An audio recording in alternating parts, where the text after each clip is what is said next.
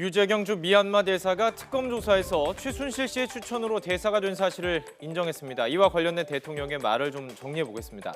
자, 시간은 천천히 거슬러 올라가 봅니다. 지난 25일 박근혜 대통령은 인터넷 매체와 기습 인터뷰를 가졌었죠. 이때 최순실 씨의 인사 개입에 대해서 언급한 내용입니다.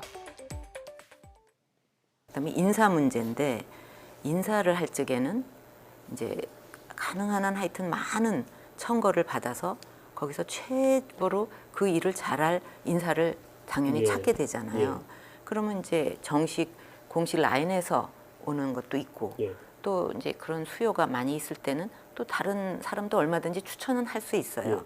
추천하는 게 어려운 건 아닌데 추천한다고 해서 그 사람이 되는 거는 절대 아닙니다. 추천을 받아도 전부 이렇게 이제 그런 절차가 있으니까 검증을 해서. 그건 문화부의 소관 분야였죠. 교육도 좀 있었습니다만 기타 분야의 청구 과정에서의 무슨 그 최순실의 개입이라든지 영향력이라든지 이런 거는 혹시 없어요. 문화 쪽이 좀 있었죠.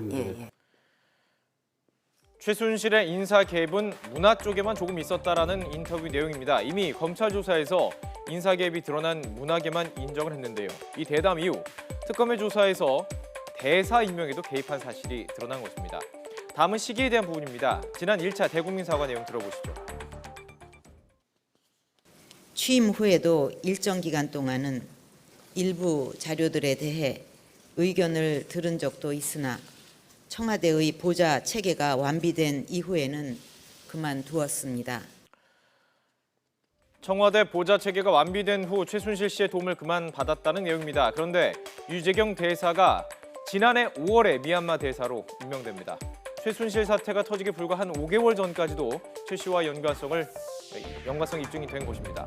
다음은 최순실의 관여 범위에 관한 문제입니다. 지난해 박 대통령의 대국민 사과 당시의 모습 다시 한번 보시죠. 최순실 씨는 과거 제가 어려움을 겪을 때 도와준 인연으로 지난 대선 때 주로 연설이나 홍보 등의 분야에서 저의 선거 운동이 국민들에게 어떻게 전달되는지에 대해 개인적인 의견이나 소감을 전달해주는 역할을 하였습니다. 일부 연설물이나 홍보물도 같은 맥락에서 표현 등에서 도움을 받은 적이 있습니다. 연설문과 홍보물에만 도움을 받았다는 해명이었지만 특검의 조사 결과에 따르면 정말 많은 관련이 있었죠. 나라를 대표하는 대사 임명에도 도움을 받은 것으로 보입니다.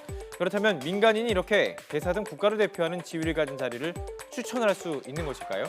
지난 신년 인사회에서 기자들과 나눈 이야기 들어보시죠. 또 추천이야 뭐 누구나 할 수 있는 거죠. 이 자리에 계신 분들도 하실 수가 있어요. 사실은 미처 모르는 경우인데 딱 좋은 분을 알 수가 있는 거잖아요.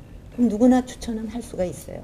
그러나 거기서 추천받았다고 딱 되는 게 아니고 다 좀 검증도 하고 세평도 알아보고 뭐 이렇게 해가지고 거기서 제일 좀 지금 상황에서는 잘 할 것 같다 하는 분을 선택하는 거지 누구를 봐주려고 하지는 않는다 이거죠.